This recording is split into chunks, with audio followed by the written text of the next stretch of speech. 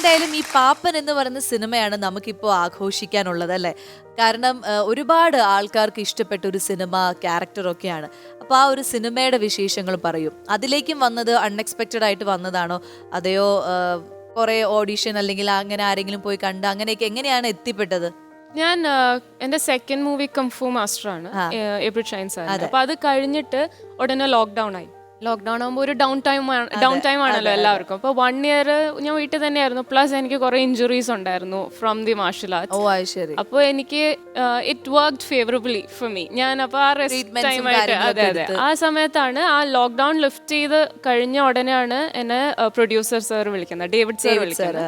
അപ്പോൾ സാറ് വിളിച്ചിട്ട് ഇങ്ങനെ പറഞ്ഞു, ജോഷി സാറ് വിളിക്കുന്നതാണ്, ഇങ്ങനെ സാർ ഒരു പുതിയ മൂവി സ്റ്റാർട്ട് ചെയ്യാണ്, അപ്പോൾ അതിലൊരു റോളാണെന്ന് പറഞ്ഞു. അപ്പോൾ I was very happy. Because ആ സമയത്ത് കാര്യം സ്ക്രിപ്റ്റ്സ് ഒക്കെ കേൾക്കുന്നുണ്ടെങ്കിലും നമുക്ക് ടോട്ടലി ഹാപ്പി ആയിട്ടൊരെണ്ണം വന്നിട്ടില്ലായിരുന്നു. അപ്പോൾ ജോഷി സാറിൻ്റെ കൂടെ who wouldn't want to work with him അല്ലേ? അപ്പോൾ എസ്പെഷ്യലി ഗിവൺ മൈ എക്സ്പീരിയൻസ്, ഞാൻ 2 സിനിമ ചെയ്തിട്ടുള്ളൂ. അപ്പോൾ അത് കഴിഞ്ഞ് അതിൻ്റെ വർക്കിൻ്റെ ബേസിസിലാവാം സാറ് വിളിക്കുന്നത്. അതെനിക്ക് വലിയൊരു അംഗീകാരം. നമ്മുടെ മലയാള സിനിമയിലെ 2 സിംഹങ്ങൾ എന്നൊക്കെ വേണമെങ്കിൽ പറയാം അല്ലേ? ഒരു ജോഷി സാർ എന്ന രീതിയിൽ ഡയറക്ടർ, അദ്ദേഹം സുരേഷ് ഏട്ടനായിട്ട് കോമ്പിനേഷനും കാര്യങ്ങളും ഒക്കെ. അപ്പം ഇത്രയും ഒരു ലെജൻഡ് ആക്ടർ അല്ലെങ്കിൽ ലെജൻഡ് ടെക്നീഷ്യൻസിന്റെ കൂടെയൊക്കെ വർക്ക് ചെയ്യാൻ പറ്റുന്നത് ഒരു ബിഗിനർ എന്ന രീതിയിൽ ഒരു വലിയ ഭാഗ്യമാണ്. പിന്നെ ജോഷി സാറിന്റെ ഒരു ക്ലാസ് അല്ലെങ്കിൽ ആ ഒരു സെറ്റ് എന്ന് പറയുന്നത് അതൊരു പഠന ക്ലാസ് തന്നെയാണ്. ഇപ്പം ഞാൻ വർക്ക് ചെയ്തപ്പോഴും എനിക്കത് അനുഭവം ഉണ്ടായിരുന്നു. നീതൊക്കെ എന്തായിരുന്നു എനിക്ക് പാപ്പൻ ജോഷി സാറിന്റെ കൂടെ വർക്ക് ചെയ്യുമ്പോൾ എനിക്കതൊരു ക്രാഷ് കോഴ്സ് പോലെയായിരുന്നു. ഇൻപുട്സ് ഫ്രം സാർ, പിന്നെ അല്ലാണ്ട് സുരേഷ് സാറിന്റെ കൂടെ വർക്ക് ചെയ്യുമ്പോൾ ബാക്കി എല്ലാ ആർട്ടിസ്റ്റ് എല്ലാവരും എക്സ്പീരിയൻസ്ഡ് ആണ് എന്നെ കമ്പയർ ചെയ്യുമ്പോൾ. അപ്പോൾ എനിക്കതൊരു കംപ്ലീറ്റ് ക്രാഷ് കോഴ്സ് ആയിരുന്നു, ഒരു ഇൻസ്റ്റിറ്റ്യൂഷൻ ആയിരുന്നു പാപ്പൻ. എനിക്ക് ടെൻഷൻ കാരണം ഭയങ്കര എന്തെങ്കിലും അബദ്ധങ്ങളൊക്കെ പറ്റിയ അവസരങ്ങളൊക്കെ ഉണ്ടോ? സാർ എൻ്റെ അടുത്ത് ആദ്യം പറഞ്ഞത്, കഥ കേൾക്കൂ, ഷാൻ ഫുൾ നെറേറ്റ് ചെയ്തു, കഥ കേൾക്കൂ, സ്ക്രിപ്റ്റും വായിക്കൂ, എന്നിട്ട് കോൺഫിഡൻസ് ആണെങ്കിൽ എടുക്കുമെന്ന്. സാർ അത്രയും പറഞ്ഞപ്പോൾ അതിലൊരു എന്തോ ഒരു സിഗ്നിഫിക്കൻസ് സാധനം ഉണ്ടെന്ന് എനിക്ക് മനസ്സിലായി. ഞാൻ വായിച്ചു. ഞാൻ ഓൾറെഡി കഥ കേൾക്കുന്നതിന് മുമ്പേ സാറ് വിളിച്ചപ്പോൾ ഞാൻ മെന്റലി റെഡി ആയിരുന്നു അത് ചെയ്യാൻ. വാട്ട് എവർ ബി ഇറ്റ് ഞാൻ അത് ചെയ്യാന്ന് വിചാരിച്ചാണ് ആയിരുന്നത്. പക്ഷേ സാറിന് നിർബന്ധമായിരുന്നു ഞാനത് വായിക്കണം. വായിച്ച് കഴിഞ്ഞിട്ട് പിന്നെ ഞാൻ സാറിനോട് പറഞ്ഞു, സാർ ഇതിന് കുറച്ച് പ്രിപ്പറേഷൻസ് വേണം. അത് സാറ് തന്നെ ഓൾറെഡി എന്നോട് പറഞ്ഞു. ഈവൻ ഡേവിഡ് സാറും പറഞ്ഞു കുറച്ച് പോലീസ് ഓഫീസേഴ്സിന്റെ കൂടെയൊക്കെ നിൽക്കുക.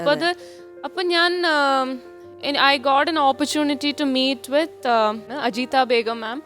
മാമും മാമിൻ്റെ ഹസ്ബൻഡും സതീഷ് സാറും രണ്ടുപേരും IPS ഓഫീസേഴ്സ് ആണ്. അപ്പോൾ അവരുടെ കൂടെ ഞാൻ മീറ്റ് ചെയ്തു. I spend around 4 to 5 days with them.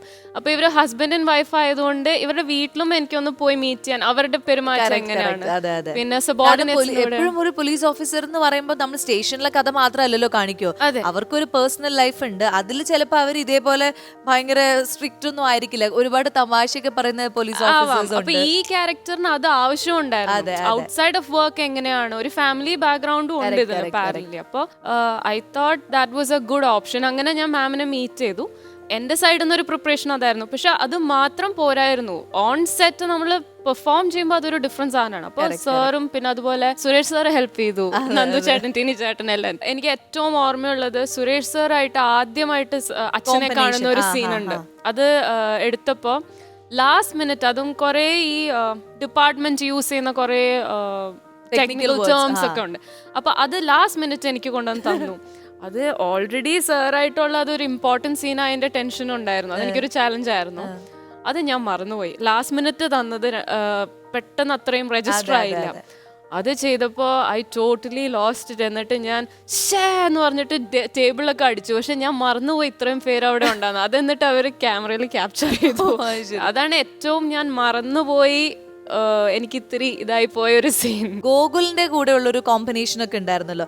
Gokul ഇപ്പൊ എനിക്ക് നേരിട്ട് പരിചയമില്ല, അതുകൊണ്ടാണ് ഞാൻ ചോദിക്കുന്നത്. കാരണം ഗോകുല് ഭയങ്കര ഷൈ ആയിട്ട് ഭയങ്കര പാവമായിട്ടാണ് ഇന്റർവ്യൂസിലൊക്കെ കാണുന്നത്. പൊതുവെ അങ്ങനെ ഒരു നാണവും ഇങ്ങനെ ചമ്മലൊക്കെ ഉള്ള കൂട്ടത്തിലാണോ ആള്?